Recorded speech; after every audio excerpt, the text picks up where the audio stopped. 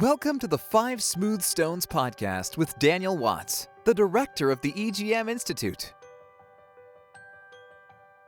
You know, when you enter into relationships, then you enter into the sort of messiness of life. And it's not just about transferring the biblical information to the children and making sure they cognitively understand it. And you get into issues with parents and it's messy. it is. Trauma-informed, what I found is people want the trick.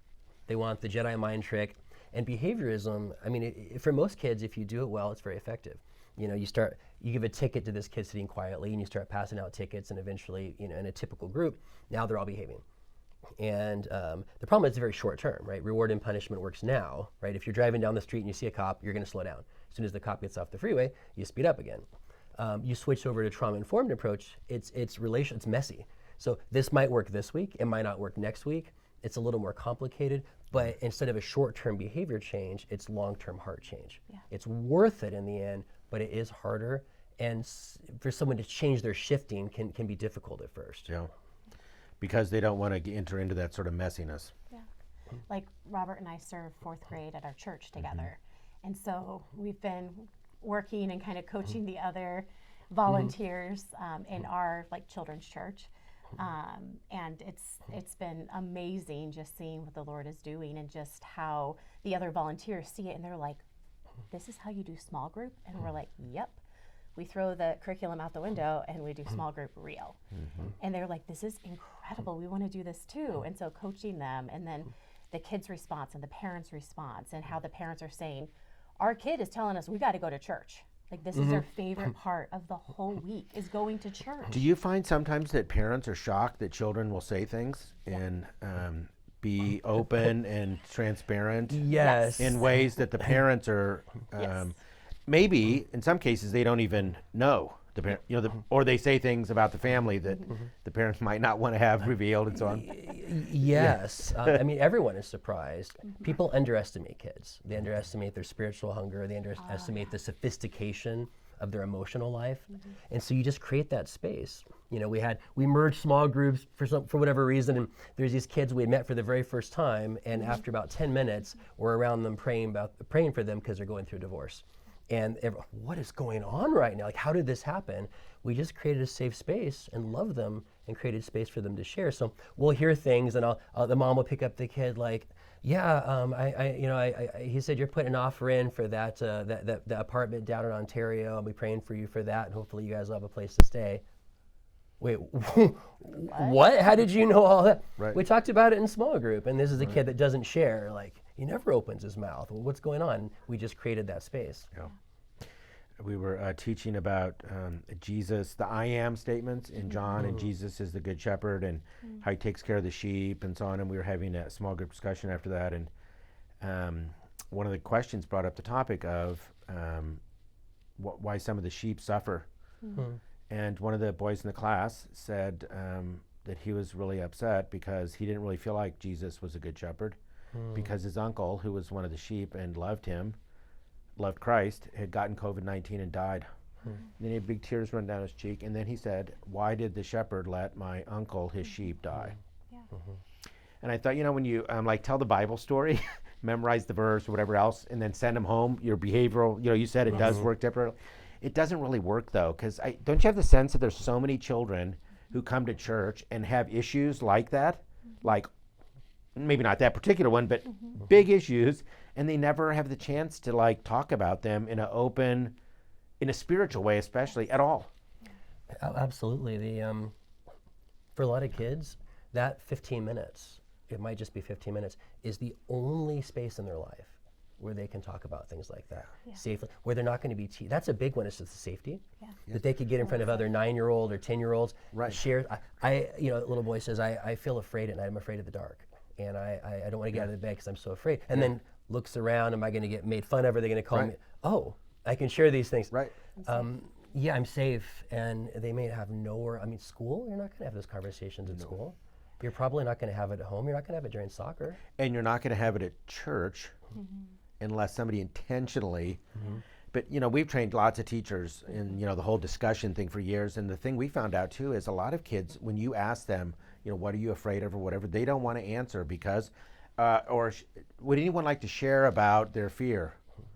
So it's not even a question, just like an invitation. It's not a question that makes them worried. And then if it's a question, what's the right answer? So I'm afraid at night isn't the right answer to a question, so then they don't talk.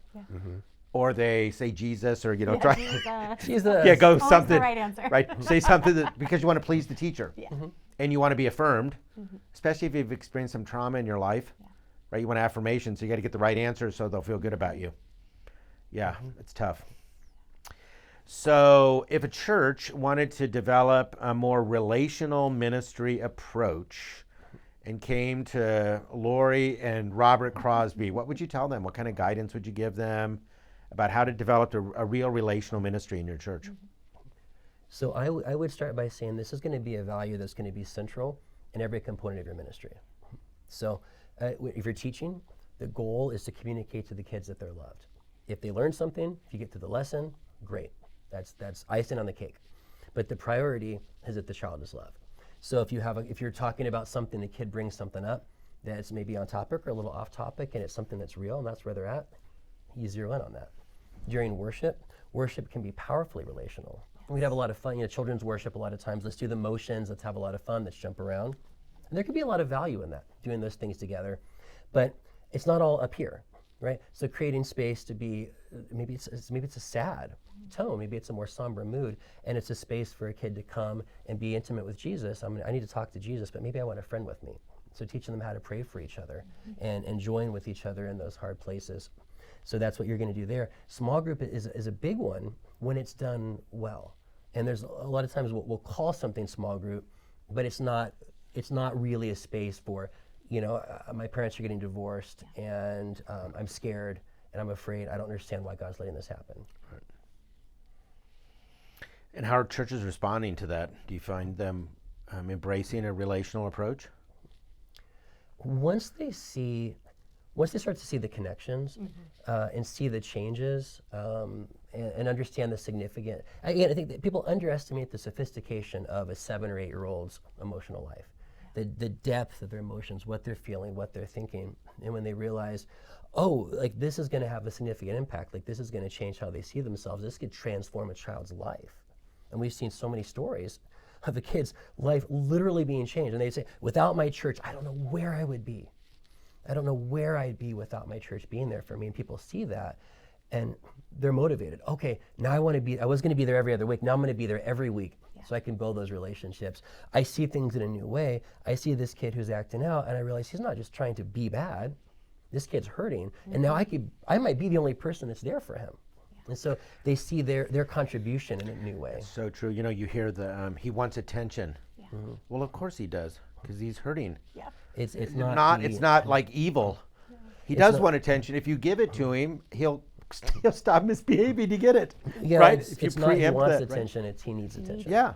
He needs attention. Yeah. Basic human need. Right. And people still get stuck in the behaviorist mindset. They say, wait a minute, if you give him attention, you're rewarding bad behavior. He's in control and et cetera, et cetera. And it's hard to break people out of that, especially people who've been doing this for a long time. It says, we're not rewarding bad behavior, we're meeting needs. The behavior is going to go away because you've actually taken care of this kid. Right. I agree. All right, so we have a lot of children's workers that listen to the podcast, and it's a challenging world for them every weekend. So if you were to give a word of encouragement to somebody who's working with children this coming weekend, what would you say to them? Lori, you go first, and then we'll let Robert share. Just a word of encouragement from the you're traveling to churches and you've done a lot of research and you're doing counseling every week. So what would you say to them? That's a big question. I would first thank them for serving. I mean, when the Lord calls you to serve his children, that's a high calling. Yeah. And meeting those kids every week and making that sacrifice, we're at church 4 or 5 hours every Sunday, going to church and serving at church, and so that's a big sacrifice.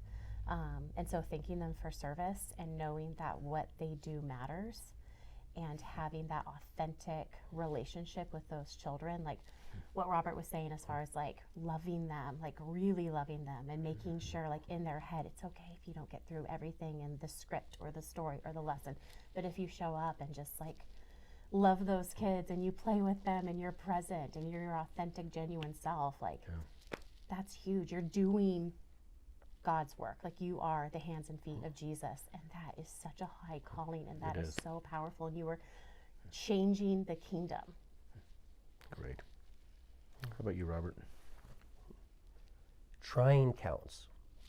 A lot of times people who are volunteering and serving don't maybe have a background in education or working with children. They want to love, they want to care, they want to help, and they might feel not equipped. And so they might withdraw, or I don't know how to handle the situation, so I back up. And it's something I will never forget. I'm interviewing a sibling set. It's two sisters and a brother. They were in foster care. Their parents are in prison, and they went these different home to home, and they would go to church, and they would get kicked out of every church. The brother in particular couldn't control himself. They get kicked out. I think they were kicked out of probably 20 or 30 churches. And one thing that they said that really hit me, the boy starts acting up, and she said, she said, they didn't even try. He was hurt. He was acting up. He was misbehaving. They didn't even try to help. They didn't try to understand. They didn't try to help him calm down. They just got rid of him. They didn't even try. And it really hit me hard. And so I try to use that as an encouragement. Like, they know you're trying. So if this kid's struggling and you haven't found the secret yet, you haven't found the secret sauce to help them, you haven't figured it out. They're still struggling. Week after week, you feel like I'm not making a difference. I'm not getting through. I'm still having this problem. They know you're trying. They see that, they feel it, it shows them that they're valuable, that they matter to you. Hopefully you do figure it out, and you do want to be trained, you do want to be equipped, but trying counts. They know you're trying. That's a great word. So if people want to read the book or have you come and do some work with them in their churches, how would they find the book and how would they contact you? Sure, so we're on the web at reachhurtingkids.com. So we founded the Reach Hurting Kids Institute, the purpose of which is to empower the church to reach hurting kids. We have a Facebook page, Reach Hurting Kids on Facebook. And so there we have updates, we have resources. You can get a hold of us and work with us. The book is on Amazon. So at Trauma Informed Children's Ministry, search that, it's going to pop right up. You can overnight that. I would strongly recommend that to anyone who's interested in this topic, a great resource. And then if you're interested in training a team or being trained, we do have speaking going on in Southern California and the Nashville area as well. And right now we're developing self-guided resources. So if you're out of the area or it doesn't work out to have one of us there, you can actually take your team through our training materials yourself with our videos, our support, our resources, our coaching. So you don't have to wait for us to show up to Kansas or wherever you might be. It's fantastic. Well, I've been thinking a lot about our meeting today, and I was thinking about how in Exodus, every child in Israel had a sibling murdered when they killed the firstborn when Moses was born.